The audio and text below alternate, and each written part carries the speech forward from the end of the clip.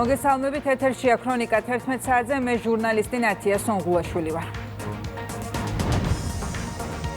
საერთაშორისო კონფერენცია და ევროპის საპატენტო უწყების პრეზიდენტი თბილისში.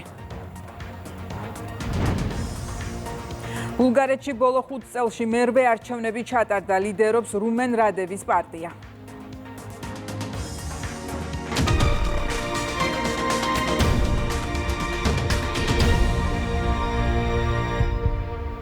ქრონიკის ინფორმაციით იგორ ბლაჟევიჩი ტრენინგებს განაგრძობს ჩეხეთის სამოქალაქო საზოგადოების ცენტრის წარმომადგენელმა ტრენინგები ჩაუტარა მოძრაობა წერტილის, მოძრაობა ფარისა და მომავლის აკადემიის წარმომადგენლებს. ქრონიკა დაუკავშირდა მხარეებს, ორგანიზაციების წარმომადგენლები სატელეფონო ზარებს არ პასუხობენ.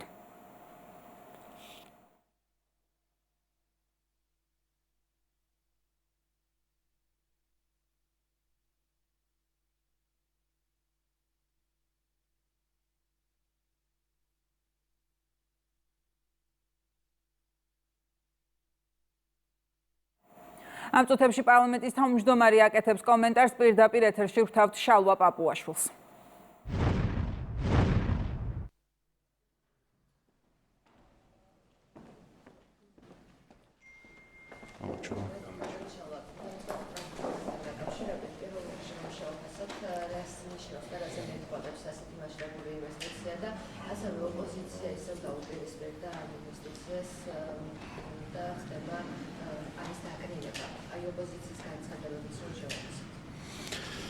ალბათ ოპოზიცია ამჯერს ახლა ამერიკანიზაციას გამოაცხადებს რაიმე პრობლემად. სინამდვილეში კი საქმე ძალიან მარტივად არის.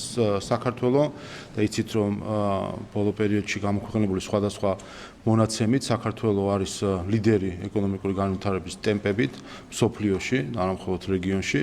რაც ერთის მხრივ, მეორეს მხრივ საქართველოს არის მშვიდობისა და სტაბილურობის კუნძული იმ რეგიონში, სადაც გარშემო ახალი კონფლიქტები იწყება და მწვავდება. და მესამე, საქართველოს მისი მოწყობა, მმართველობა არის ერთ-ერთი წარმატებული და ყველა ობიექტური საერთაშორისო კვლევა აჩვენებს, რომ იქნება ეს კორუფციის დაბალი დონე, იქნება ეს კარგი მმართველობის რეიტინგები, საქართველოს არის ლიდერი.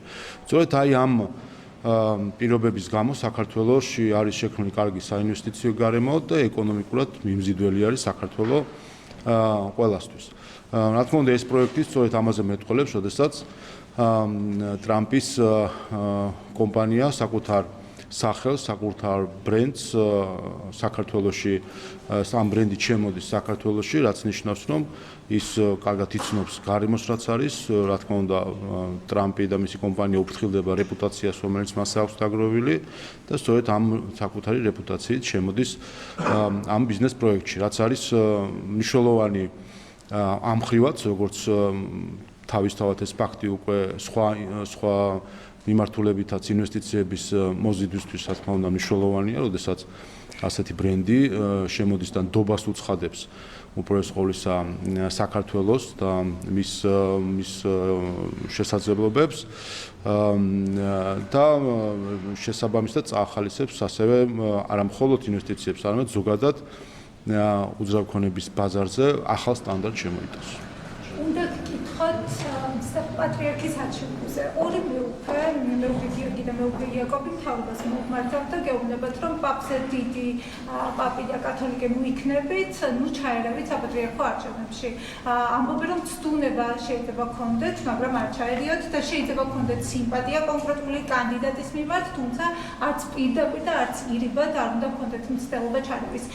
რატომ დასჭირდათ ქადაგების დროს თქმა მეუღლეებს ხელისუფლების მიმართ, რომ თავი შეიკავოთ ჩარევებისგან? სრულად ვიზიარებ, მეუფე იაკობის, მეუფე გიორგის თუ არ ვცდები, მეორე მისი განცხადება იყო, მათ სულისკვეთებას, რომ ჩარევა არ უნდა მოხდეს, არის სრულად წმინდა სინოდის კომპეტენცია, პატრიარქის არჩევა, შესაბამისად ჩვენი განწყობაც, სურვილიც და მოწოდებაც სწორედ ეს არის, რომ არავინ არ უნდა ჩაერიოს ამ პროცესში. ჩვენ კიდევ ერთხელ ვაგვირდებით, რომ არის რიგი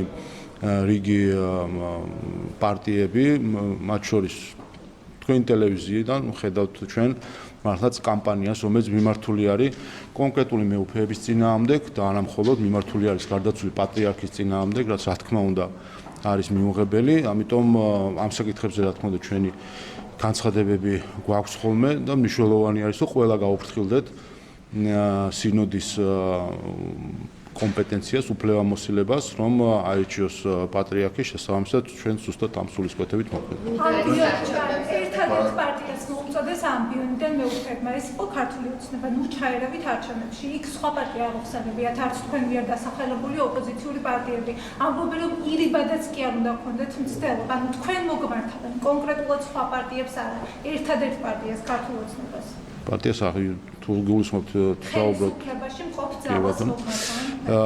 კიდევ ერთხელ სრულად ვიზიარებ ამ სულისკვეთებას რომ არავინ უნდა ჩაერიოს ასეთი სული გამსჭვალული ხართ და ეთანხმებით რატომ დასჭირდა მეუფეებს ორსთან ქადაგების დროს თქვენთვის მოგკითხვა თქვენ ხვდებით ყველა თუ რამხელა პასუხისმგებლობის წინაშე დგანან დღეს წმინდა სინოდის წევრები ეს არის 50 წელში ერთი შემთხვევა, მეორე შემთხვევა უფრო სწორედ 1977 წლიდან პირველი შემთხვევა, როდესაც სინოდი მიიღებს გადაწყვეტილებას პატრიარქის არჩევასთან დაკავშირებით. რა თქმა უნდა, ეს არის უდიდესი პასუხისმგებლობა.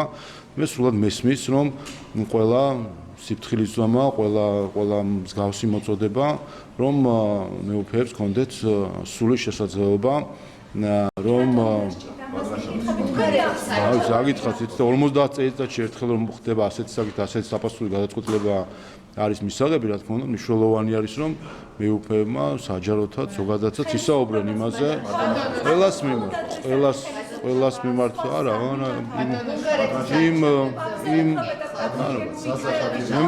მე მგონი სხვა სიგულისხმებოდა კონკრეტულად დაასახელა კიდევაც, ყველა სხვაც დაასახელა, სრულად ვიზიარებ, კიდევ ერთხელ სრულად ვიზიარებ მეუფეების არ უნდა ჩაერიოს არავინ. არავინ არ უნდა ჩაერიოს, არა, ეს არავის არ უთქვას რომ ხედავენ. არის რომ არავინ არ უნდა ჩაერიოს და ეს მნიშვნელოვანია.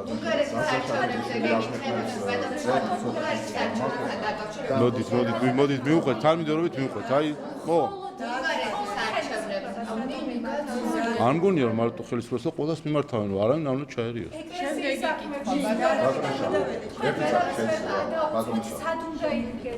რა თქმა უნდა, სრულად ვიზიარებ, რომ წმინდა სინოდის გადასაწყვეტი არის პატრიარქის არჩევა და რა თქმა უნდა, სრულად ვიზიარებ იმ პოზიციებს, რომელიც ქართულ ეკლესიას გააჩნია. არჩევნებთან დაკავშირებით ლიდერობს ყოფილი პრეზიდენტის პარტია, როგორც უცდესა და მე არის ევროსკეპტიკოსი, ასევე მხარს უჭერს უკრაინის სამხედრო მხარდაჭერას ეწინააღმდეგება. ჩვენ ვნახეთ ბულგარეთს რა მოუტანა მრავალპარტიულობამ და როგორც თავად ამბობენ მოსახლეობა, ეს იყო ევროდემოკრატების მხრიდან თავს მოხვეული. თქვენ შეგიძლიათ რა თქვათ, როგორ აფასებთ რაც ხდება ბულგარეთში? უბრალოდ ყოვლისა მნიშვნელოვანი არის რომ თავად არჩევნები წარმატებული იყოს იმ მხრივ რომ ჩვენ ვაკვირდებით რომ ბოლო 5 წელიწადში ეს მერვე არჩევნებია ბულგარეთში, სამწუხაროდ ხაროთ წინა პერიოდში ან ვერ ხდებოდა უმრავლესობის ფორმირება, ან ძალიან მოკლევადიანი იყო ხოლმე. სხვა შორის მე რამდენიმე თვის წინ გახდით ბულგარეთში, შარშან ნოემბერში და მაშინ ჯერ კიდევ პრეზიდენტ რადევს შევხვდი და მაშინათვე უკვე ცნობილი იყო რომ ის აპირებდა არჩევნებში მონაწილეობის მიღებას და იცით რომ შემდეგ ის იანვარში გადადგა პრეზიდენტის თანამდებობიდან და ხედავთ რომ როგორც ჩანს ის იქნება მისი პარტია იქნება გამარჯვებული პარტია ამ არჩევნებში. ნახოთ რამდენად ექნება შესაძლებელი როგორც ჩანს მას ექნება ერთპარტიულად უმრავლესობის დაკომპლექტების შესაძლებლობა და ჩვენთვის მნიშვნელოვანი არის ვინაიდან ბულგარეთთან ჩვენთვის ომხრივი ურთიერთობა ერთ-ერთი პრიორიტეტი არის შავ ზღვის რეგიონში ჩვენი ინტერესებიდან გამომდინარე.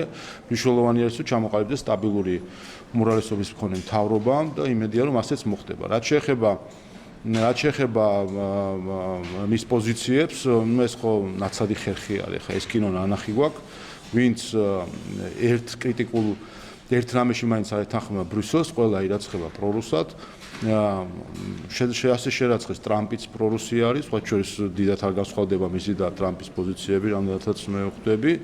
ასე შერაცხეს ტრამპი პრორუსად, ასე შერაცხეს ქართული ოცნება პრორუსად. ყველა ვისაც საკუთარი თავი აბია მხრებზე და კრიტიკულ რაიმეს იტყვის ხოლმე ბრიუსელზე, ან არ ეთანხმება რაიმე საკითხში, კრიტიკის გარეშეც უბრალოდ არ ეთანხმება რაღაცაში, ყველა შეერაცხება პრორუსად. ეს არის ჩვეულებრივი პროპაგანდისტული ხალხი სპეცსამსახურების მიერ შემუშავებული, როდესაც უნდა მოხდეს, ასე ვთქვათ, ცალკე როცა უცდილობენ პოლიტიკური ოპონენტების წინააღმდეგ იმუშავა.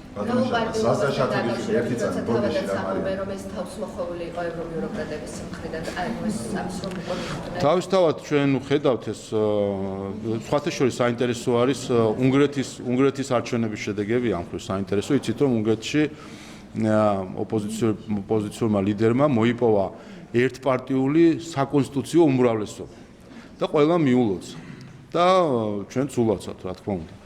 თუმცა გაიხსენეთ ჩვენთან რა ისტერია ქონდა ბრიუსელს და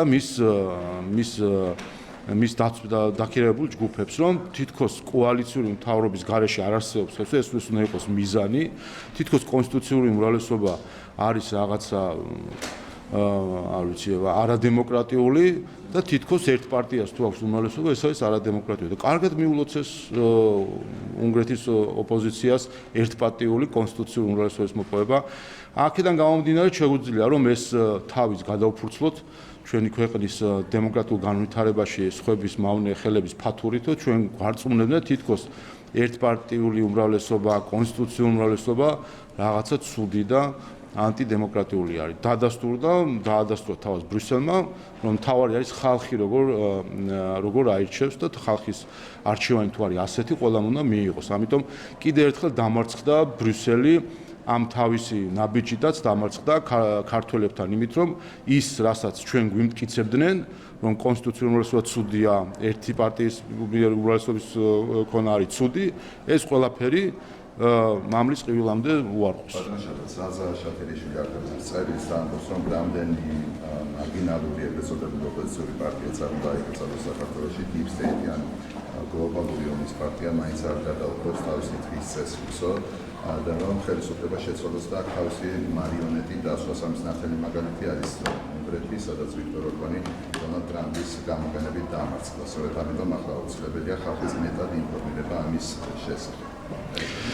თავისთავად წესებზე დაფუძნებული საერთაშორისო წესრიგის ღრუება იმასაც აჩვენებს, რომ ის ფარსი, რასაც ჩვენ გვეთამაშებოდნენ თითქოს აინტერესებთ რაღაც მრავალპარტიულობა, აინტერესებთ პლურალიზმი, ეს ყველაფერი არის ფარსი, ყველაფერი არის მხოლოდ საბაბი, ინსტრუმენტები იმისთვის, რომ ამა თუ იმ ქვეყანაზე ზეწოლა მოახდინონ. ასე რომ კიდევ ერთხელ თავარი რაც ახლა ჩანს არის ის, რომ ახალი გლობალური წესრიგის ჩამოყალიბების პროცესში ამ ძალებს აინტერესებთ მარიონეტული ხელისუფლებების ყოლა სხვადასხვა ქვეყანაში. ეს არის დღეს მთავარი ამოცანა, რასაც ხედავთ, რომ დაიმორჩილონ ქვეყნები. ეს როგორც იკვეთება, რომ ახალი გლობალური წესრიგისთვის სწორედ ამას ცდილობს დღეს ის გლობალური ომის პარტია, რომელიც ხედავთ, რომ არისვენებს სხვადასხვა ქვეყანაში. და ამასთან დაკავშირებით სხვა შორის ამ ხრივ მინდა ერთი საკითხი კიდე ერთი საკითხი ამასთან დაკავშირებით მინდა რომ ასევე ვაცნობო საზოგადოებას. თქვენ იცით რომ მას შემდეგ რაც 2 მარტს თუ არ ვცდები, ხო 26 წლის 2 მარტს რადიკალურმა ოპოზიციურ პარტიებმა ხელი მოაწერეს დეკლარაციას და შეგნოს ეგრეთ წოდებული ალიანსი, სადაც მათ განაცხადეს, რომ ექნებათ საერთო სტრატეგიული მიზნები, გაიზიარეს საერთო მიზნები და მათ შორის თქვეს, რომ ისინი იმუშავებენ იმისთვის, რომ მათი მიზანი არის კონსტიტუციის არაღიარება, კონსტიტუციური ინსტიტუტების არაღიარება, არჩევნებისთვის ძირის გამოცხადა ზოგადად დემოკრატიული პროცესების დემოკრატიის არაღიარება. ჩვენ ვთქვით, რომ რა თქმა უნდა ეს და მათ შორის გაერთიანდნენ ისინი, ვინც იყვნენ ორგანიზატორები ამ ალიანსში არიან, მათ შორის 4 ოქტომბრის ხელისუფლების დამხობის ორგანიზატორები. ჩვენ ვთქვით, რომ ეს იქნებოდა საფუძველი იმისთვის, რომ ჩვენი კონსტიტუციური სარჩელისთვის, რომელიც საკონსტიტუციო სასამართლოში შეტანილი, გადაგვეხედა. გამომდინარე იქიდან, რომ ახლა გვაქვს უკვე ასე ვთქვათ ამ დეკლარაციით გაერთიანება, რომელიც იზიარებს სწორედ ამ მიზნებს, რომელიც იყო საფუძველი კონსტიტუციური სარჩელისა.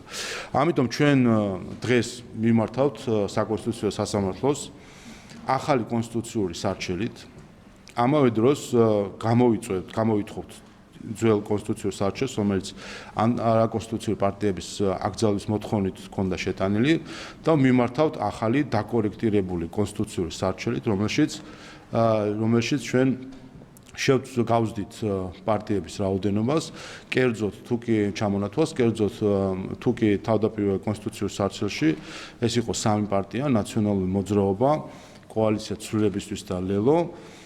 ახალ კონსტიტუციურ საარჩევნში ამ 3 პარტიასთან ერთად იქნება ფედერალისტური პარტია.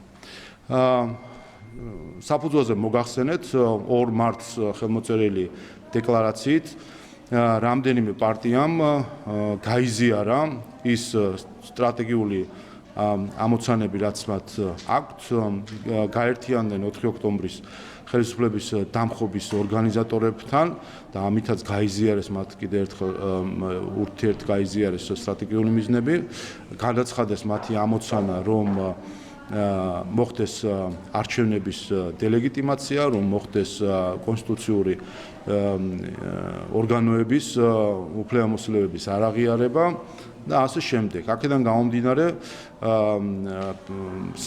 აქამდე არსებულ 3 პარტიას ჩვენ კონსტიტუციური საარჩევნით ვამატებთ ფედერალისტურ პარტიას.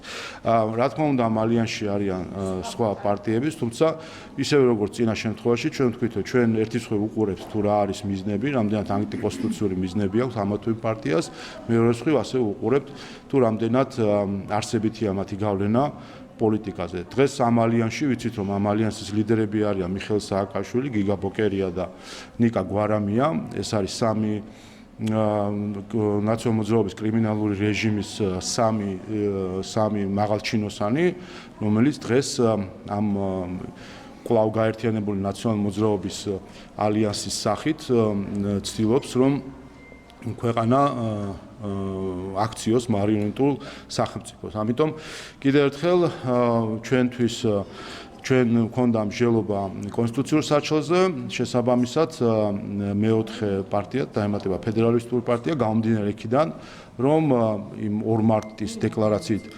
კვლავ გაერთიანებული ნაციონალური მოძრაობის ალიანსის რეალური ლიდერები გახლავთ მიხეილ სააკაშვილი, გიგა ბოკერია, ნიკა გვარამია, ნაციონალური მოძრაობის რეჟიმის მაღალჩინოსნები. პარტიების აკრძალვაზე, როდესაც საუბრობთ, მინდა კითხოთ ცოტნე ივანიშვილის განცხადებებთან დაკავშირებით, როდესაც მას კითხვები დაუსვეს ძალადობის დაგმობაზე, ის საუბრობდა, რომ გმობს ამ ძალადობას, რაც იყო ქუჩებში და მათ შორის საუბარი იყო დებატებთან დაკავშირებით, რომ დებატები არ უნდა სრულდებოდეს ნაცის აკაცულკის ძახებით ერთმანეთის მიმართ. თქვენ ეთანხმებით თუ არა მის პოზიციებს და მაშინ როცა აპირებთ ოპოზიციური პარტიების აკრძალვას, საერთოდ როგორ წარმოგიდგენიათ ამ დებატებისთვის სივრცე, რაზეც ისაუბრა ცოტნე ივანიშვილი. სწორედ ამ მიზანს ემსახურება პარტიებთან დაკავშირებით საკონსტიტუციო სასამართლოს მიმართვა, ვინაიდან სწორედ ეს ლიდერები სააკაშვილი, ბოკერია, გვარამია, სხვები გახდნენ ისინი, ვინც სიძულვილის ენა, ზიზღის ენა აქცია პოლიტიკური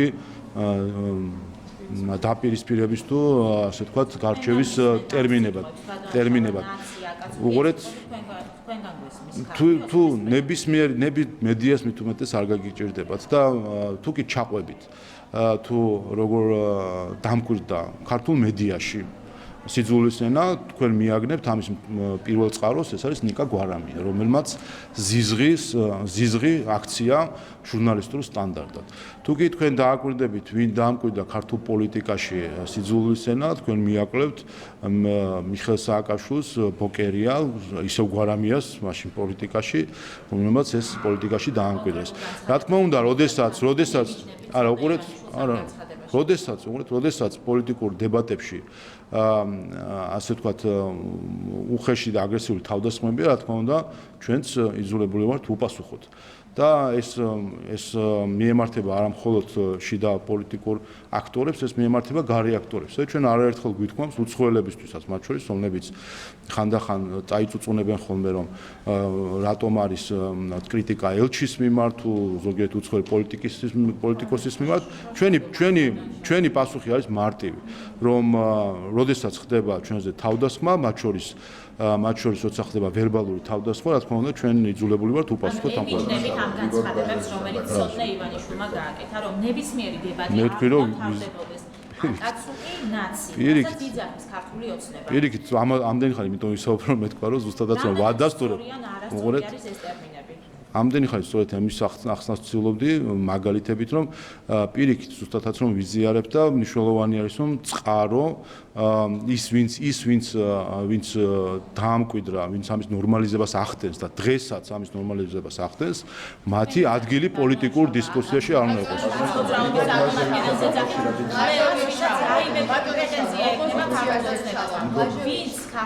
ვისაც ქართულ ოცნებასთან რაიმე სახის პრეტენზია მე შეგახსენებთ რომ მე შეგახსენებთ რომ ფაშისტური შეძახილი მონა დაამკვიდრა სწორედ ნაციონალურ მოძრაობამ, უცხოეთიდან დაფინანსებულმა NGO-ებმა და დაამკვიდრა ზოგიერთმა ელჩმა, რომელმაც გვერდში დაიყენა ფაშისტები, სურათებში და ამბობდა, რომ ეს გახლავთ საქართველოს მომავალიო ადამიანები, რომლებიც ფაშისტური შეძახილებით დადიან თბილისის ქუჩებში. მაშინ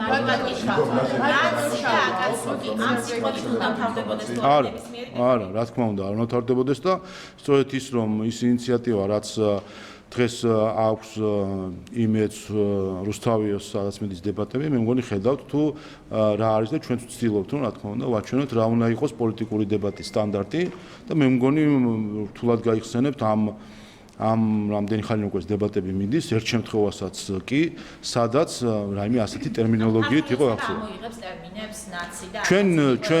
ჩვენ არ შემოგვიღია, ჩვენ არ შემოგვიღია საქმე იმაშია, როდესაც თავს გესხმიან ვერბალურად, ჩვენ არ ნურავი ნუიფიქრებს, რომ ჩვენ ესე დავდგებით და უბრალოდ მოусმეთ. რა თქმა უნდა, ყველა მიიღებს პასუხს. ამიტომ პირველ წყარო არის აქ პრობლემა. წყარო ის, ვინც დაამკვიდრა ზიზღის ენა, მისი ადგილი პოლიტიკურ დემოკრატიულ პოლიტიკურ სივრცეში არ უნდა იყოს და დებატებაში.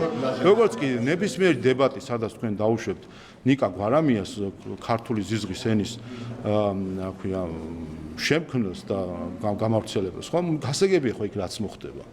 ხომ გასაგებია რომ გადახედეთ ახლა რადიკალური ოპოზიციის წარმომადგენლებს, მათ არ შეუძლიათ უბრალოდ ჩვეულებრივი შინაარსობრივი საუბარი და მიზეზი მარტივი არის.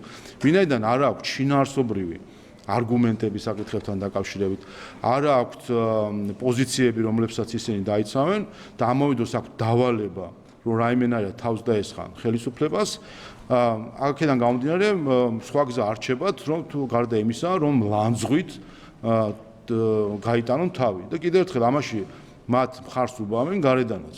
შეგახსენებთ რასა იუკნევიჩიანებს და მსგავს ადამიანებს, რომლებიც კიდევ ერთხელ ფაშისტური ტერმინებით მიმართავენ ქართველებს და თავს ესხმიან საქართველოს ოპოზიციასთან დაკავშირებით კითხვა გუშინ გააკეთა განცხადება და ის ამბობს, რომ კარდაკარის პრინციპს იწყებენ თბილისიდან, ისინი შეხვდებიან უსაფრთხო, სწორედ მათგან მოიპოვებენ მანდატს და ის საუბრობს, რომ 26 მაისს მათი აქცია აჩვენებს ხალხის განწყობას მათ მიმართ. ანუ ბევრი რაღაც გადავახარისხდო, ბევრი რაღაც გავიაზრეთ და მივხვდით რაღაცები შეცდომაო, ამიტომ იწყებენ კარდაკარის პრინციპს. რა ექნება მათ ამ ცდილობას შედეგად? ხო, ჩვენ ხედავთ ეს სააკაშვილი ბოკერია გვარამიას ალიანსი და მათი მეორე დონის ეშელონი ვაშაძეების და სხვების სახით. ნაციონალური მოძრაობა ხა მათგან შეჩვეული ვართ ჩვენ ყოველ ჯერზე არეულობის, რევოლუციების, სისხლისღვრის და ასე დაანონსებას. 4 ოქტომბერსაც ასე აანონსებდნენ ხელისუფლების დამხობას სამწუხაროდ ევროკავშირმა მაშინ ხარი დაუჭირა და გვერდში დაუდგა მათ ვინც ვისაც დაანონსებული ჰქონდა ნეპალის მოწყობა საქართველოში და ბრიუსელიდან მხარდაჭერით შეგულიანებულებმა ნახეთ რომ სცადეს პრეზიდენტის სასახლის შტურმით აღება და კიდევ ერთხელ დამარცხდნენ ქართულ საზოგადოებასთან. ნუ ახალ ხედავთ რომ ასე ნირწამხთა ამ ჯერზე კიდევ უფრო ცოტა ნირწამხთარი ნაცები ცდილობენ რომ 26 მაისი იქნებ რაიმენერე ჩააშხამონ საზოგადოებას. კიდევ ერთხელ ცოტა მე მგონი ჯობია რომ კიდევ ერთხელ დავფიქრდეთ, შევხედოთ ნაცმოძრაობა სააკაშვილი ბოკერია გვარამიას რეინკარნირებული კრიმინალური რეჟიმის ალიანსი როგორც ცდილობს კვლავ რომ დააზიანოს ჩვენი ქვეყანა. ფიქრობ რომ ქართველი ხალხი ძალიან მშვიდად და ადეკვატურად შეხვდება რა თქმა უნდა, იქნება რამდენიმე აკაცუკი, რომელიც ესე იგი ახალი აი ხო გითხარით პასუხია ყოველთვის თქო და რახან იმუქრებიან რომ უნდა აუცილებლად დავამხოთ და ავატრიალოთ ამ დროს პასუხია ხოლმე საიას სარჩელში აქვს ევროპის სასამართლოში სტრასბურგის სასამართლოს მიმართან დღეს გააკეთეს მათ განცხადება და ისინი ამბობენ რომ სარჩელი ეხება ნოემბერ-დეკემბერში სამართალდამცავების მხრიდან წამებისა და არადამი მოყრობის ფაქტებსო რა გაგრძელება შეიძლება ქონდეს საიას სარჩელს მიმართონეს მათი უფლება არის ჩვენ რამდენიმე ასეთი გულში ჯიღისცემით სარჩელის მიმართვა ნახეთ ყველგან დამარცხდნენ საქართველოს სახელმწიფოსთან ისინი ვინც უცხოელების ზურგით ცდილობდნენ სააკაშვილის საქმეზე, მელიას საქმეზე, გვარამიას საქმეზე, რუსთავიორის საქმეზე, სხვა მილიონ საქმეზე იმის თქმას თითქოს საქართველოს სახელმწიფო იქცეოდა რაიმე სახით კონვენციის მიღმა და ყველგან დამარცხდნენ. უბრალოდ იმდენი ქართველობაც არ ყოფნით მე ამ ხალხს რომ ბოდიში მოიხადონ იმისთვის რომ საქართველოს ცილს წამებდნენ. ასე რომ მიმართონ კი ბატონო მეორე საკითხი რაც საინტერესო არის ალბათ ახლა საიამ ახლა კი უნდა განაცხადოს რომ იცით რომ 5 მარტს იყო ბოლოვა და მიმდინარე გრანტებთან დაკავშირებით რომ მიემართა დონორებს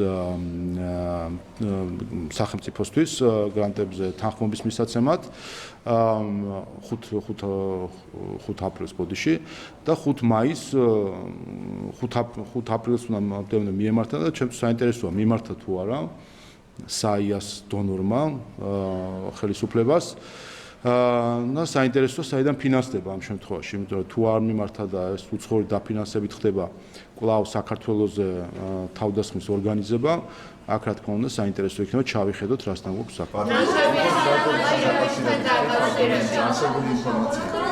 აკრენიგებს ოპოზიციის წარმომადგენლებს და პროცესში ჩართულია გავრცელებული ინფორმაციის სხვადასხვა ორგანიზაციები, მათ შორის არის ფარი და მისი ლიდერი, ასევე არსებობს ინფორმაცია, რომ მომავლის აკადემიაში ტარდებოდა მსგავსი ტრენინგები, ზოგადად რომ გითხრათ ჩვენ მოგვისმენთ ამას თქვენი განცხადებასთან დაკავშირებით, რას ემსახურება ეს სემინარები თქვენი პოზიცია როგორ?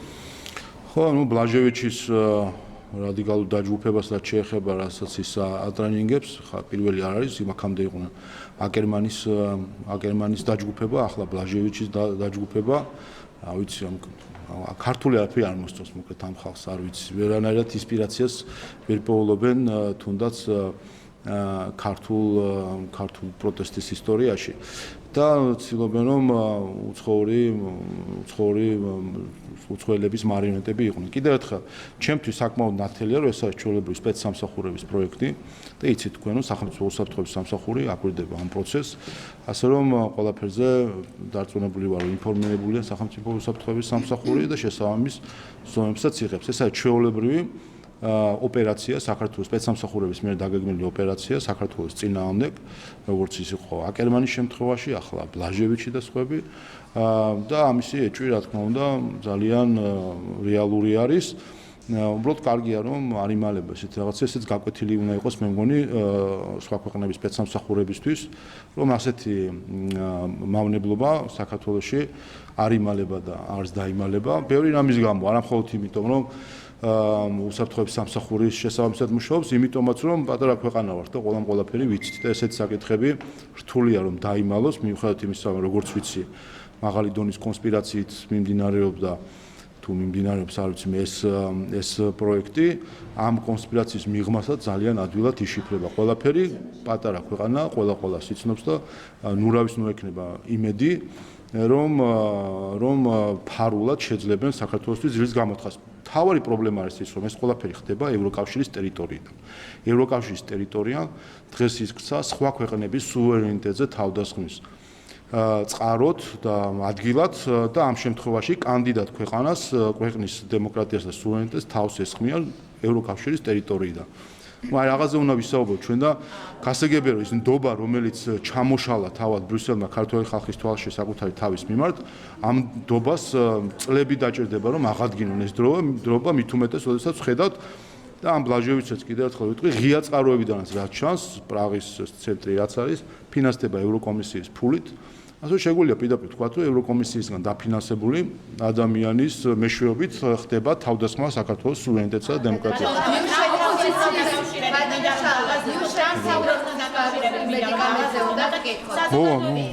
უფრო ცალსახარო იყოს ეს ამბავი.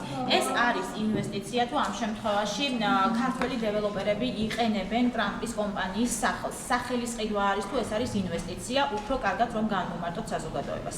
რა თქმა უნდა, ინვესტიცია შეიძლება იყოს არა მხოლოდ ფინანსური ხასიათის, არამედ ეს შეიძლება იყოს საკუთარი სახელით ინვესტიცია, როდესაც და რა თქმა უნდა, საკუთარი რეპუტაციით, საკუთარი ბრენდით, სახელით შედიხარ იქ, სადაც გაქვს ნდობა, ვისთან მიმართაც გაქვს. არ ვიცი მე არ ვიცი აქ რა შეთანხმება არის, მთავარი მნიშვნელოვანი მომენტი აქ არის, ვფიქრობ, რომ ეს არის ტრამპის ორგანიზაცია, რომელიც საკუთარი რეპუტაციით და ბრენდით შემოდის. არ ვიცი ხა წადით რა შეეხება კომერციულ შინაარსს რაც შეეხება ამაზე არანაირი ინფორმაცია არ მაქვს. ეხლა რა ვიცი კითხეთ უყურეთ შერატონი, რედისონი, ასე შემდეგ სხვადასხვა კომპანიები შემოდის. ხა არ ვიცით იქ როგორი მოლაპარაკებით შემოდიან ხოლმე, რა არის მათი ბრენდის ნაწილი, რა არის მათი ინვესტიცია. არაფერი მნიშვნელოვანი არის რომ ტრამპი საკუთარი ბრენდით შემოდის საქართველოში, რაც აჩვენებს რომ ეს არის უცხადებს ამით ნდობას. ეს არის გეწყინათ რა მე ამერიკანიზაცია არ გვაქვს თუ რა ხდება რა ძალიან გწყინთ რაღაც. უყურეთ ხო მარტივი საკითხია ხო უყურეთ როდესაც შედიხარ შენი ბრენდით სხვა ქვეყანაში ნიშნავს რომ ამით უცხადებ ნდობას ბიზნეს გარემოს ბიზნეს პარტნიორებს და სახელმწიფოს რომელსაც ანდობ შენს პროექტს. არ თქვენ კომერციული შეთანხმების დეტალები ან თქვენ რა იცით ან მე რატო უნდა ვიცოდე ჩვენთვის მნიშვნელოვანი არის რომ განხორციელდება მნიშვნელოვანი პროექტი იცით რომ იქნება პირველი ამ მასშტაბით გამორჩეული და იქნება რაც მთავარია მნიშვნელოვანი ბრენდი შემოდის საქართველოში რაც გულისხმობს არა მხოლოდ სახელს არამედ გულისხმობს სტანდარტს და სტანდარტს რომელსაც არ ვიცი ხა მე ამ დეტალებს იყო საუბარი 47 სართულიანი შენობების აშენებასთან დაკავშირებით. მაშინ ჩვენ გვახსოვს რა იყო ბიძინა ივანიშვილის განცხადება, რომ ეს არის ტრიუკი ტრამპის მხრიდან, მიხეილ სააკაშვილის მხრიდან სკეპტიკურად უყურებდა ამ ყველაფერს. ახლა რა შეიცვალა? ახლა მისი განცხადება იყო და თქვენ ნახეთ ეს ძველი განცხადება იყო კიდევაც ამ დღეებში სოციალში. საუბრობდა რომ არ იცნობს ამ პროექტის დეტალებს და გაერკვეოდა ამ პროექტის დეტალებს. შემდეგ ნახეთ რომ თავად ტრამპი გავიდა პროექტიდან. მიყავდა ამ ყველაფერს, რა ვიცი, გამოგონილი პროექტი რაღაცა ეხლა არა, ის საუბრობდა რომ არ იცნობს ამ პროექტის შინაარსს. უბრალოდ გამომდინარე იქიდან რომ მიხეილ სააკაშვილის როგორც ქცევაც ჰქონდა, გამორიცხული არ იყო აქ პოლიტიკური მოტივაციები ყოფილიყო მიხეილ სააკაშვილის მხრიდან. და კიდევ ერთხელ თავად მაშინ თქვენ როგორ გავსი როგორი? რა თქმა უნდა, ჩვენი პოლიტიკური მოტივაცია არის, რომ საქართველოში რაც შეიძლება მეტი პროექტი განხორციელდეს, რაც შეიძლება სახელის მქონე კომპანიები შემოვიდეს, იმიტომ რომ ეს პროექტი თავად ეს პროექტი არის მნიშვნელოვანი, იმიტომ რომ ბრენდი ტრამპ-ტაუერი შემოდის საქართველოში. ერთი, მეორე მნიშვნელოვანი არის, რომ თავად ეს პროექტი იქნება განსაკუთრებული ხარისხის თუ სტანდარტის მატარებელი, ვინაიდან ეს თავში გულისხმობს, რომ სტანდარტები იქნება მთლიანად დადგენილი და შეთანხმებული ტრამპის კომპანიასთან და მესამე ეს არის სიგნალი სხვა ინვესტორებისთვის, რომ საქართველოში არის კარგი საინვესტიციო გარემო და მოიზიდავს ეს თავისთავად უკვე გახდება მიზიდვის წერტილი.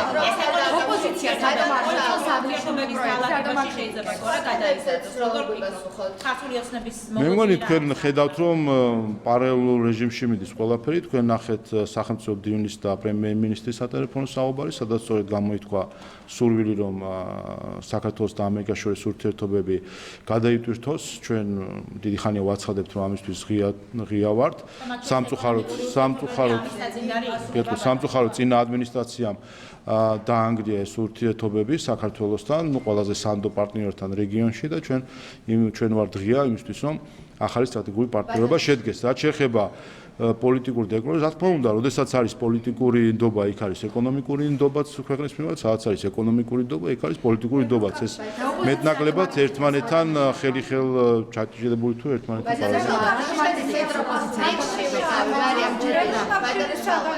ოპოზიცია იმიტომ აკრიტიკებს, რომ სხვა იმიტომ რომ კიდევ ერთხელ და ეს კარგი მაგალითია მე მგონი და შეგვიძლია ახლა კი ნამდვილად პარალელი დავინახოთ Eagle Hills-ის მართლაც ისტორიულ ინვესტიციასთან.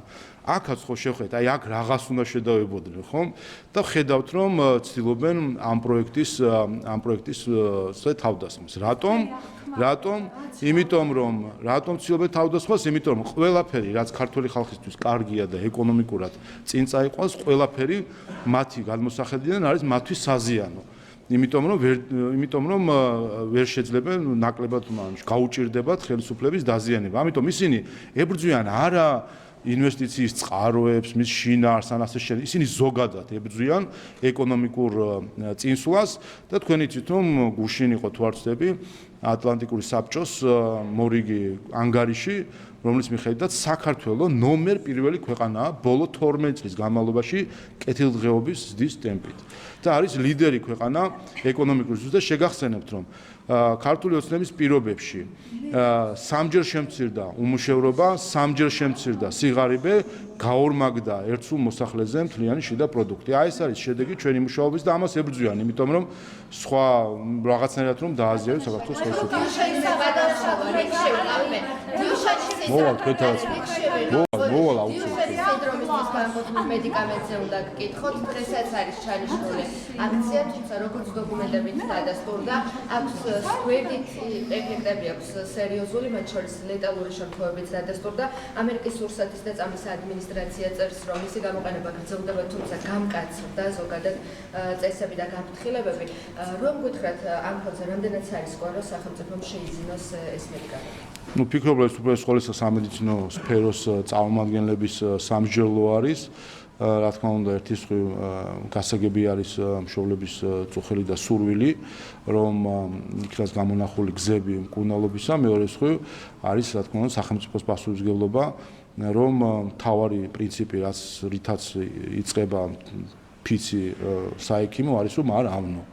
ისე არ უნდა ჩაერიოს ექიმი, რომ უარესი შედეგი გამოიწვიოს. ამიტომ, რა თქმა უნდა, ეს ვრცელდება სახელმწიფოზეც, და აქედან გამომდინარე, ასე უყურებს სახელმწიფო ამ ყველაფერს. აქ მნიშვნელოვანი არის პროფესიული ხედვა, საექიმო ექიმების და სამედიცინო სფეროს წარმომადგენლების და მსოფლიო გამოცდილების გათვალისწინებით. ასე რომ კიდევ ერთხელ, მთავარი პრინციპი, საიდანაც ამოდის სახელმწიფო სამედიცინო ჯანდაცვის სფეროში, ეს არის რომ არ ავნოა. ისე უნდა მიუდგეთ ყველა საკითხს, რომ უარესი არ იყოს შედეგი. ვიცით რომ გარკვეული პრობლემები სხვადასხვა მედიკამენტებს აქვს, ასე რომ ამ მხრივ მნიშვნელოვანია ყველა რისკი გააცნობიეროს ყველა უპირველეს ყოვლისა მშობლებმაც.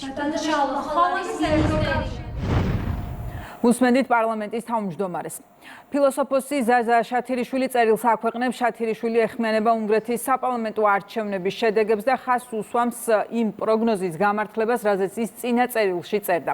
შათირიშვილი წერს, რომ გაშიფრულია Deep State-ის მოქმედების ფორმულა. მისი შეფასებით ოლიგარქიული ოჯახების მხრიდან საქართველოსთან მოლაპარაკება არ იქნება, რადგან მათი ერთადერთი მიზანია ქვეყანას მართავდეს მარიონეტები. დღეს კი საქართველოს ჰყავს პატრიოტი ხელისუფლება. შათირიშვილი წერს, რომ გლობალური ომის პარტიის მცდელობების მიუხედავად კვლავ დაიმონონ საქართველო პოლიტიკური გუნდი არათუ გაუმკლავდება ამ სირთულეებს, პირიქით ქვეყნის განვითარება კიდევ უფრო მაღალი ტემპით გაგრძელდება. უნგრეთის საპარლამენტო არჩევნებამდე ქართულ და არა მხოლოდ ქართულ საზოგადოებაში შევთავაზი ანალიზი თუ როგორ მესახებოდა პროცესების განვითარება და ასევე ვრცლად ვისაუბრე ამერიკის შეერთებული შტატების მოქმედი ადმინისტრაციის მხრიდან ვიქტორ ორბანის მხარდაჭერის შესახებ, რაც რთულად, მაგრამ საბოლოოდ ამოიხსნა, რომ კონტრპროდუქტიული შედეგისთვის იყო გამიზნული. ყველაფერი სწორედ ისე მოხდა, როგორც წერილში იყო აღწერილი. ორბანმა სასტიკად ზააგო რამე თუ გლობალურ პრობლემებსა და სკანდალებში გახვეული ამერიკის შეერთებული შტატების ადმინისტრაციის ადმინისტრაციის გვერდში დგომა მას ხელისუფლების დათმობად დაუჯდა. ცხადია, სწორედ მსგავსი სცენარი იყო გათვლილი Deep State-ის იგივე არაფორმალური ოლიგარქიული ოჯახების, იგივე გლობალური ომის პარტიის მხრიდან და ძალიან დასანანია, რომ ორბანს არ იყო პოლიტიკური და რაციონალური გამჭრიახობა, რათა ოლიგარქიული ოჯახების მიერ კარგად დაგეგმილი და საკმაოდ ნიჭიერი შემსრულებლის ტრამპის მიერ თავსმოხვეული გეგმა მისთვის უნგრულ ვატერლოოდ არ გადაქცეულიყო. ის ფაქტი, რომ ამერიკის შეერთებული შტატების პრეზიდენტს თავისთავად კი მისთვის დავალებების მიმცემ ოლიგარქიულ ოჯახებს ორბანის თავიდან მოშორება ჰქონდათ განზრახული, არ დაუმალავს დონალდ ტრამპს. არჩევნებში დამარცხებისთანავე მან ვიქტორ ორბანი ყოფილ მეგობრად მოიხსენია და ისეთი კმაყოფილებით ჩარეცხა, წარბიც კი არ შეუხრია. პარალელურად ახალი პრემიერი შეაქო და მასთან პროდუქტიული თანამშრომლობა დაანონსა.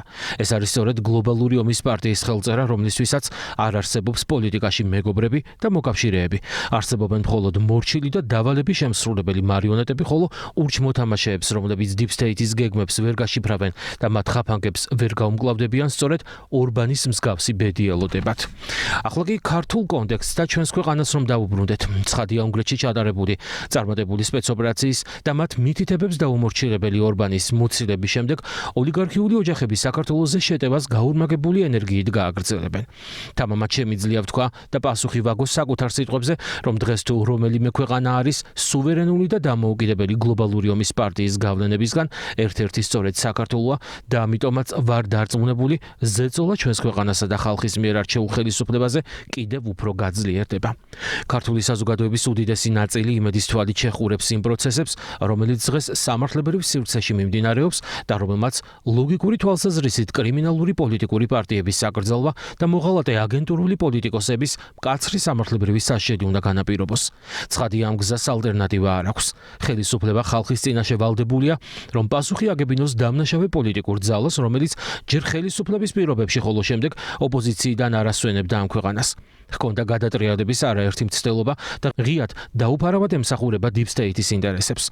ჩვენი საზოგადოების უდიდესი ნაწილი გულწრფელად ფიქრობს, რომ ან ბანდიტების განეიტრალებით ქვეყანა ერთხელ და სამუდამოდ დაისვენებს გამუდმებული ქაოსისგან, მაგრამ სამწუხაროდ მინდა ჩვენს მოსახლეობას ვუთხრა, რომ ეს ფუჭი იმედია, რომელსაც საფუძველი არ გააჩნია. ზემოთ ვახსენე, რომ საბედნიეროდ გაშიფრული გვაქვს გლობალური ომის პარტიის იგივე Deep State-ის მოქმედების ფორმულა და ამიტომ დანამდვილებით შემიძლია გითხრათ, რომ ოლიგარქიული ოჯახების მხრიდან საქართველოსთან ზავი, მორიგება, მოლაპარაკება არ იქნება. არ იქნება ერთადერთი მიზეზის გამო. მათი უმთავრესი მიზანია ქვეყანა იმართებოდეს მარიონეტების, მათ და მიდაქვემდებარებული პაიკების ხელით და როგორც საქართველო, ასევე მისი ხალხი ემსახურებოდეს ოლიგარქიული ოჯახების ინტერესს. საბედნიეროდ მოქმედი პოლიტიკური გუნდი მსგავს ნაბიჯს არასდროს გადადგამს, რაც განსაზღვრელია მხოლოდ ერთი შინაარსის ხვალინდელი დღის გაგრძელდეს გარედან დაუნდობელი შემოტევა საქართველოზე. რაც შეეხება კრიმინალური პოლიტიკოსების განეიტრალებას, პარტიების საკრძალვას და ღიად მოღალატე მტერთან კოლაბორაციონისტი ფიგურების სამართლებრივ სასჯელს. ეს ნაბიჯი გლობალური ომის პარტიას მცირედითაც ვერ შეუშლის ხელს. ოლიგარქიული ოჯახებისთვის სასიცოცხლოდ მნიშვნელოვან საკვებს წარმოადგენს პოლარიზაცია და რადიკალიზაცია, რაც საბოლოოდ რევოლუციით და კანონიერი ხელისუფლების დამხობით უნდა დასრულდეს. ხოლო ამ გზას, რომელი მარიონეტის ხელით გაევლიან, მათთვის საერთოდ უმნიშვნელოა. სახელებსა და გვარებს Deep State-ისთვის მნიშვნელობა არ აქვს, ისევე როგორც უმნიშვნელოა მათთვის ადამიანი, პიროვნება. ისინი პასპორტით ქართულ ოპოზიციონერ პოლიტიკოსებს განიხილავენ როგორც ინსტრუმენტს მათი ამოცანების შესრულების. არ იქნება ერთი, იქნება მეორე, მესამე და ასე შემდეგ. სამწუხაროდ ისევე როგორც ჰაერს არ დაელევა მტრის ნაწილაკი, ჩვენს ქვეყანასაც არ დაელევა მოღალატეთა ახალი ნაკადი. სწორედ ამიტომ არავის უნდა ჰქონდეს ილუზია, რომ ჩვენი ქვეყანა ასე მარტივად დაისვენებს და სამშვიდობოს გავა. ბოროტ ძალას, რომელსაც საქართველოს დამონება, დამორჩილება და საკუთარი მიზნებისთვის გამოყენება უნდა, არ აინტერესებს რომელი აგენტი იქნება ქვეყნის სათავეში. მათთვის მთავარია მოაშოროს ეროვნული ხელისუფლება და ქვეყანა წარსულში დააბრუნოს. ამ ღალატზე ხელმომწერი ხალხი კი ქვეყანაში მუდმივად გამოჩნდება. აიკრძალება ნაციონალური მოძრაობა, შექმნიან ახალ პარტიას და ყველა რესურს ახალი პარტიისკენ გადაისვრიან. გასამართლდება სააკაშვილი, პრობლემა არ არის. შექმნიან ახალ მორჩილ ლიდერს და მასზე დახარჯავენ ქართველი ხალხის მოსატყუებელ რესურსს. ამ ყველაფრის გათვალისწინებით საზოგადოებას მინდა განსაკუთრებული სიფრთხილისა და გააზრებულად მოქმედებისკენ მოუწოდო. მართალია და სწორია, რომ არსებული პოლიტიკური ნაგავისგან, გაშიფრული აგენტურისგან უნდა სრულად გაიწმინდოს პოლიტიკური ველი, მაგრამ მეორე მხრივ ეს ქმნის საფრთხეს, რომ მოსუფთავებულ ლანდშაფტზე ოლიგარქიულმა ოჯახებმა ახალი მარიონეტი არ შემოაგდონ, რომელსაც ერთი შეხედვით კავშირი არ ექნება კრიმინალურ პოლიტიკურ ბანდასთან, მაგრამ ცხადია ის იქნება სრულად დამორჩილებული Deep State-ის და ომის პარტიის მითითებებს. სრული პასუხისმგებლობით ვამბობ, სანამ ეს ძალა ბობოქრობს და მსოფლიოს დამონება სურს, ვერანაირი პარტიისა და აგენტის განეიტრალება ვერ იქნება დამშვიდების საფუძველი. თავარია ინფორმირებულობა, მათი ხაფანგების წინასწარ გამოცნობა და განეიტრალება, რაშიც ქართულ საზოგადოებას უდიდესი გამოცდილება უკვე აქვს.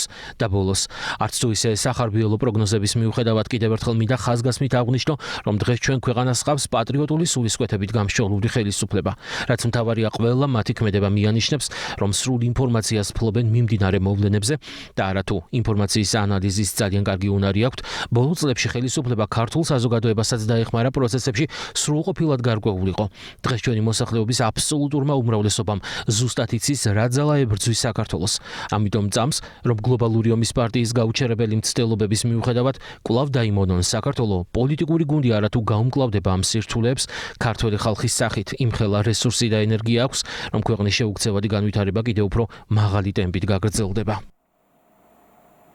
საქართველოში ოფიციალური ვიზიტით ევროპის საპატენტო უწყების პრეზიდენტი იმყოფება. ანტონიო კამპინოსი მონაწილეობს საერთაშორისო კონფერენციაში კვლევებიდან შედეგებამდე პატენტების როლი ტექნოლოგიების გადაცემაში. კონფერენციის მიზანია სამეცნიერო და კვლევითი შედეგების ეკონომიკურ ღირებულებად გარდაქმნა, ინოვაციების კომერციალიზაციის ხელშეწყობა და ინვესტიციებისთვის უსაფრთხო გარემოს შექმნა. დღევანდელი კონფერენცია ეხება ერთ-ერთ ყველაზე აქტუალურ საკითხს, როგორ ვაქციოთ კვლევა რეალურ შედეგებად და როგორ უზრუნველყოთ ტექნოლოგიების ეფექტიანი გადაცემა. ამ პროცესში ინტელექტუალური საკუთრება, განსაკუთრებით პატენტები მნიშვნელოვან როლს ასრულებს, რადგან ისინი ქმნიან მყარ საფუძველს ინოვაციების დაცვის და მათი კომერციალიზაციისთვის. პატენტი წარმოადგენს არა მხოლოდ სამართლებრივ მექანიზმს, არამედ ეკონომიკური პოლიტიკის მნიშვნელოვან ინსტრუმენტს, რომელიც ქმნის პროგნოზირებად და სანდო გარემოს ინოვატორების, ბიზნესისთვის და ინვესტორებისთვის. საქართველოში ჩვენ მრავალმხრივი რეფორმა განვახორციელეთ, დაწყებული საკანონმდებლო ცვლილებებით დამთავრებული ინფორმაციული თანამედროვე ტექნოლოგიების დანერგვით, რის შედეგადაც ჩვენ მივახციეთ უკვე 2024 წელს, რომ საქართველოში მივიღეთ ევროპული პატენტის ვალიდაცია, რაც იმას ნიშნავს, რომ ევროპული პატენტი ისეთივე ვალიდურია საქართველოში, როგორც ევროკავშირის ნებისმიერ ქვეყანაში. ტექნოლოგიების გადაცემა, უცხოური ინვესტიციები და ახალი ტექნოლოგიების განვითარება დამოკიდებულია ძლიერ კვლევაზე, ინტელექტუალური საკუთრების სფეროს პროფესიონალებსა და მყარ სამართლებრივ ჩარჩოებზე. პატენტები და ჩვენი ვალიდაციის შეთანხმება, სამართლებრივი სიცხადისა და პროგნოზირებადობის, ასევე მკაფიო პროფესიული სტანდარტების უზრუნველყოფით ხელს უწყობს მკვლევრებს, უნივერსიტეტებს, მცირე, საშუალო და დიდ ბიზნესსა და ინდივიდუალურ გამომგონებლებს, რომ იდეები გადაიტანონ ლაბორატორიიდან ბაზარზე. ნარკოტიკული საშუალების ჯგუფურად უკანონო შეძენა, შენახვისა და რეალიზაციის ხელშეწყობის ბრალდებით დაკავებულია 2 ადამიანი, ერთი წარსულში ასამართლევია. სამართალდამცველებმა რუსთავში ბრალდებულების პირადი და საცხოვრებელი სახლის შრეკისას, ასევე სხვადასხვა ადგილიდან ამოიღეს სარეალიზაციოდ გამზადებული დიდი ოდენობით. 1107 შეკვრა ნარკოტიკული საშუალება, ეგრეთ წოდებული ბიო. ასევე ამოღებულია ნარკოტიკების დაფასოებისთვის საჭირო მასალები. დანაშაული 20 წლამდე ან უბადო თავისუფლების აღკვეთას ითვალისწინებს.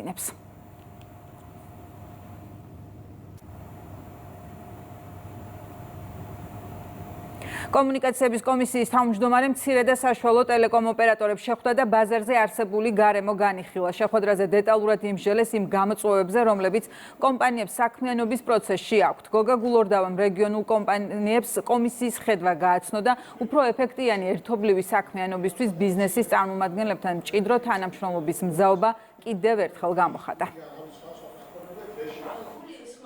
ძალიან მნიშვნელოვანი და საინტერესო შეხვედრა ჰქონდა რეგიონალურ ოპერატორებთან. მოვისმინეთ მათი გამოწვევები, შევთანხმდით შემდგომი თანამშრომლობის ფორმატზე, იმ გამოწვევებთან დაკავშირებით, რომელიც მათი მხრიდან იყო დასმული. იმ ოპერატორებს, რომლებიც საქმიანობენ ინტერნეტ ბაზარზე, მათ შორის IPTV ბაზარზე, მოიცანთ ეს საქართველოს და მათ დღეს თავაჩინოთ უშუალოდ გაეზიარებინა თავმჯდომარისთვის ის გამოწვევები, რომლებიც თქვენს გვაქვს და მიგვაჩნია, რომ მათი დაძლევა არსებითად შეგვიწვრის მოცემულობებს ინტერნეტ ბაზარზე, მათ შორის ხარისხის გაუმჯობესების, მათ შორის ინტერნეტის სიჩქარის გაუმჯობესების. ევროპული ტრადიციები ქართულ მუსიკაში პარიზის სალგავო საკონცერტო დარბაზში კონცერტი გაიმართა საფრანგეთის მუსიკალურ სცენასთან არსებულმა ორკესტრმა პირველად შეასრულა ქართული მუსიკა ნიკა ნიკვაშვილის ხელმძღვანელობით. კონცერტში მონაწილეობა მიიღეს საოპერო მომღერლებმა იანო ალიბეგაშვილმა და გიორგი ანდღულაძე, მევიოლინე ლელა მჭედლიძემ და ახალგაზრდულმა კაპელამ მეკო ქავთარაძის ხელმძღვანელობით. საღამოს კულტურის მინისტრი დაესწრო კონცერტი პარიზის წიგნის ფესტივალის დასკვნითი ღონისძიება იყო. პარიზის ერთ-ერთ საუკეთესო საკონცერტო დარბაზში. ის რომ ჟღერს ქართული მუსიკა, არიან ქართველი შემსრულებლები, არაჩვეულებრივი შემსრულებლები. დიდი მადლობა მინდა უთხრა საფრანგეთში ჩვენ საელჩოს, რომელმაც ძალიან ბევრი გააკეთა იმისთვის, რომ ეს დღეები მაღალ დონეზე ჩაგვეტარებინა, იმისთვის, რომ საქართველო სათანადოდ და ღირსეულად ყოფილიყო წარმოჩენილი. ჩემთვის ყველაზე დიდი გამარჯვება და მთავარი ასე ვთქვათ, წარმატება არის, როდესაც ესეთი დიდი სიხარულით ასრულებდნენ და ენთუზიაზმით ქართულ მუსიკას და ესე შეიყვარეს. ქართველი მუსიკოსები, რომლებიც სოლისტები, დღეს ინსტრუმენტალისტები ჩვენთან ერთად სცენაზე იყვნენ და ფრანგი მუსიკოსები, მათი ერთობლივი კოლაბორაცია, ეს არის ყველაზე მნიშვნელოვანი. ყოველთვის ემოციური იყო აბე მარიის შესროლ, მაგრამ ეხლა უფრო გაორმაგდება ამ ნაწარმოების შესრულება. დიდი სევდა რომელიც დაგვიტოვა უწმინდესის წასვლამ, ჯერ არც ერთი ქართველის გულიდან არ გაქარვებულა. ეს არის უდიდესი წარმატება ჩვენი კულტურის, ჩვენი ქვეყნის და რა თქმა უნდა განუმეორებელი ემოცია. მინდა განსაკუთრებით დიდი მადლობა უთხრა კულტურის სამინისტროს, ჩვენს კულტურის მინისტრს. ჩვენთვის საჩუქარი იყო ამ მუსიკის მოსმენა. მადლობა იმისთვის, რომ პარიზში ჩამოხვედით. არაჩვეულებრივი საღამო იყო. ძალიან ბედნიერი ვარ. საოცარი კულტურა გაქვთ, საოცარი მუსიკა. ძალიან შემიყვარდა საქართველო. მე აუცილებლად ჩამოვალ თქვენს ქვეყანაში. ქრონიკა დასრულებულია, პირდაპირ ეთერში 14 საათზე დავბრუნდებით დროებით.